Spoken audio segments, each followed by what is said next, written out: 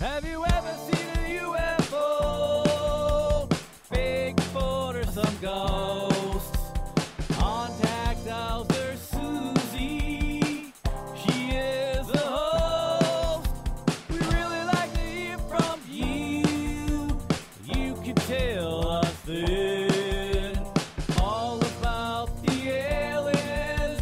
And if you're one of them, we really need to know. We really need to know. We really need to know. Or we will come and get you in the night.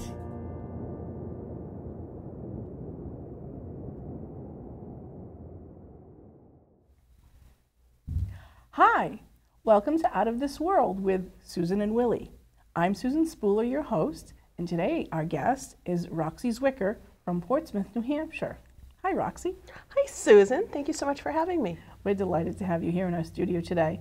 Roxy is going to be talking to us about all of the haunted theaters, lighthouses, taverns, and other buildings that are in the Portsmouth area that she has written many, many books about.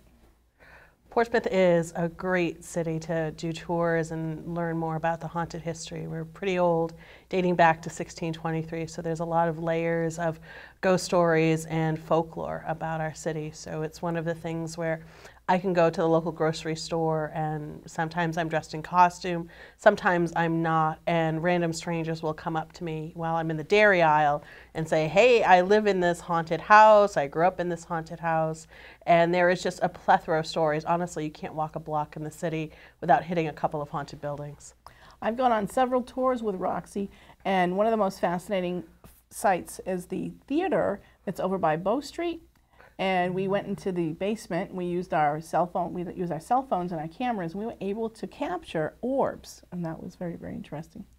Orbs are great, and I remember when we were at Seacoast Repertory Theater, there's so many people there that are telling ghost stories, and one of the interesting things about the orbs on that site is while they have video cameras on the theater itself, and they're sitting in their offices, they can see orbs moving in real time on the videotape. It's very cool.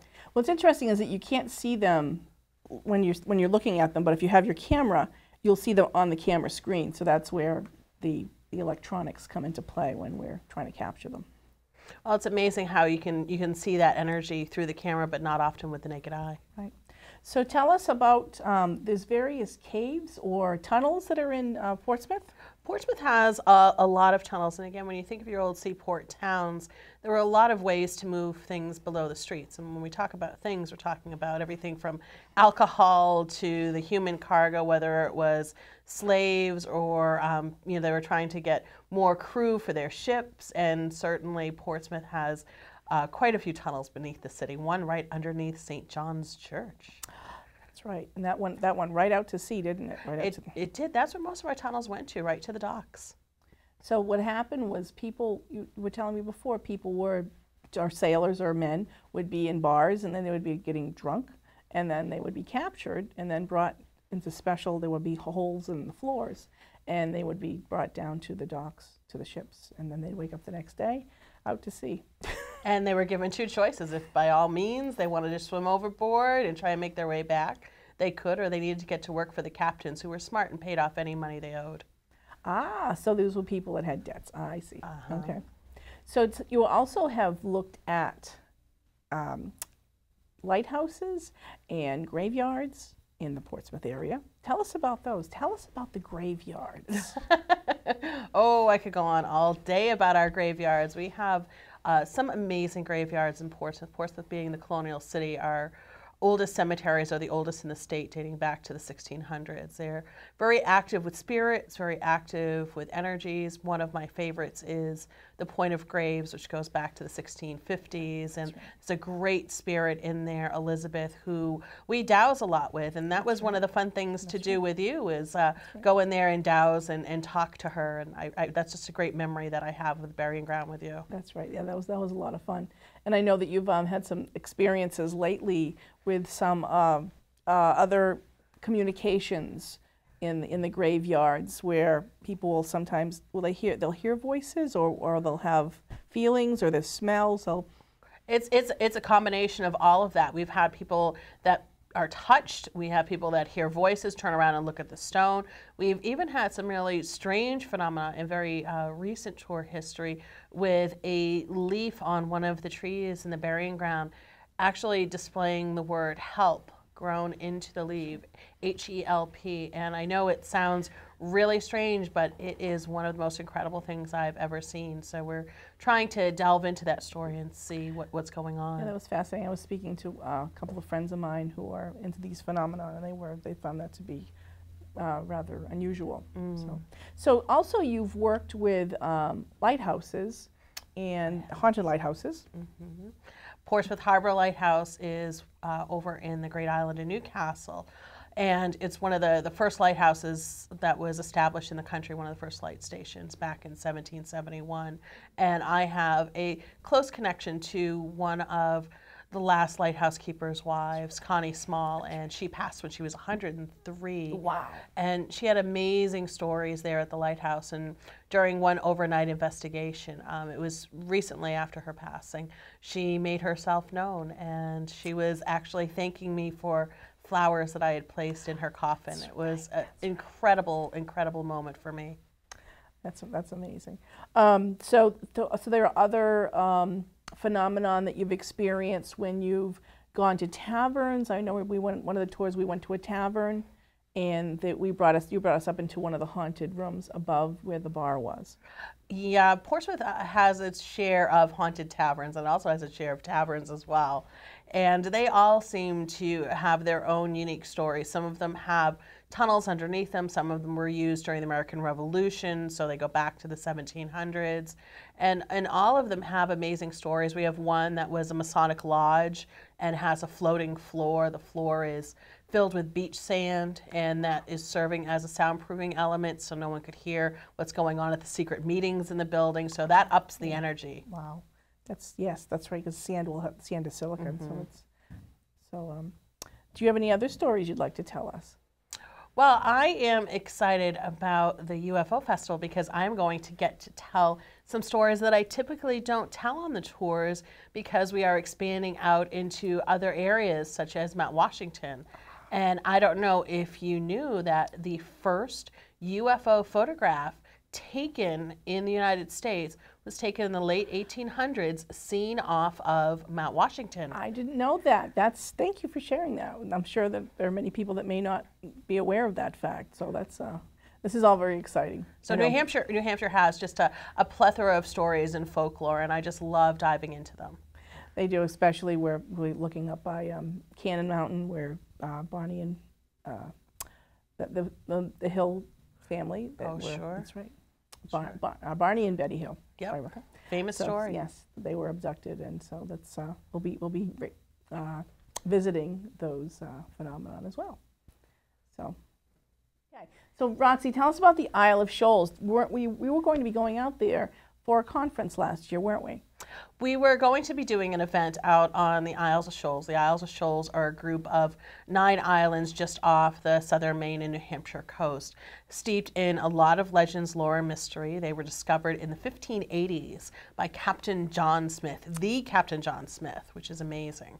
And there have been so many incidents out on the Isles. There was a time when women weren't allowed out there because it was so rough and tumble, and probably one of the most famous stories that inspired both the book and the movie The Weight of Water by Anita Shreve is the infamous double axe murder out on Smutty Nose Island.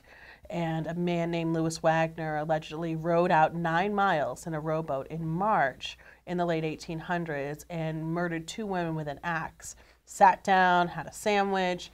There was one surviving woman who hid behind a rock, and then he rowed back to Portsmouth. And when he was captured, he escaped. It made him look more guilty than ever, and he was executed in Maine. But some people wonder if it wasn't the one surviving woman that may have actually committed the murder.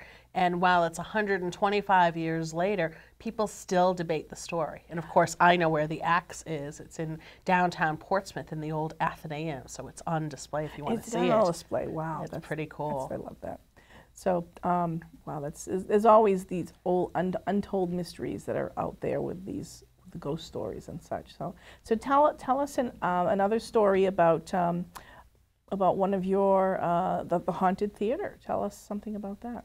So we have 3 haunted theaters, by the way, in the city of Portsmouth. We have the Music Hall, yes, Seacoast Rep, and the Players Ring, each in their own historic building. Music Hall is great because this is one of my favorite stories. A few years ago, they brought in a black cat, and it was supposed to be the theater cat to keep any bad spirits, or as I was told, bad juju away. And they named the cat Ollie, and Ollie was on the job, and spirit activity seemed to be quiet. But then poor Ollie used up the last of his 9 lives and passed away. Oh. So a few weeks ago, there was a group of very proper British ladies on tour of the theater. And while they were backstage, they couldn't take their eyes off their ankles, and they were brushing down by their feet, and they swore that there was a tail of an animal wrapping around their feet. And of course, the staff there said, well, that's Ollie, the ghost cat. So don't you love how the cat was brought in to keep the ghosts away, and now he's a ghost? He became a ghost. Isn't that cool? I love it. That's awesome. So, so then tell us about some of the Shanghai stories. So imagine the days of ship and sail. If you look at Portsmouth in the late 1800s, it was so rough and tumble. It's very different than the picture postcard exterior we have today. So take the year 1862. We were a city of 6,000 full-time residents, 120 drinking saloons, 10 to 15,000 sailors coming into port every week, 60 brothels, the largest brewery in the United States, and 2 full-time police officers. So no one was really paying attention to what was going on in the tunnels and in a lot of the taverns. So sea captains were coming to town, they found out who liked to drink, and they were ushering through these tunnels, and off they went. And no one was really looking into the disappearances. And one of the things that I really enjoy doing is sitting down in the library, going through the old archives and looking through the headlines, and it seemed to be every other week there was a body floating down the Piscataqua River and nobody knew where it came from. So Portsmouth has countless stories like that, and it's amazing to see how the city has evolved from a colonial capital to Revolutionary War, then the rough and tumble years, and now it's in its renaissance. Renaissance. So tell us some more about Elizabeth. Elizabeth fascinates me. Her communications with people, giving them messages from beyond, telling them about, family members.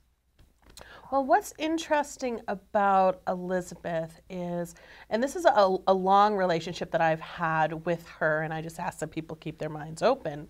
And the first time I experienced her, I felt a hand on my shoulder and looked into her story a little bit more. And as I mentioned, you and I dowsed and communicated with her. But what I like to do with Elizabeth is not just show people that Elizabeth is there, but to have Elizabeth be that bridge so we can communicate with whoever else has walked into the burying ground with our guests. So we kind of turn the tables on our guests, and it's really funny because the people that call and they're like, oh, I want to experience a spirit, I want to know what's on the other side, and then when we tell them they have a spirit with them, they're like, I don't want to know who's with me. Although sometimes they do, and it's really amazing because we can ask through the art of dowsing, is it a male spirit, is a female spirit, why are they there? And we get into all these different questions, and a lot of people get healing and closure, and I think that's something they don't typically expect. Oh, and that's what part of what makes your tours so fascinating and fulfilling for those of us that have experienced them. So I'm just trying to think of what else that you have so many stories and so many. You do you just taught me last week how to read tea leaves. That was fun.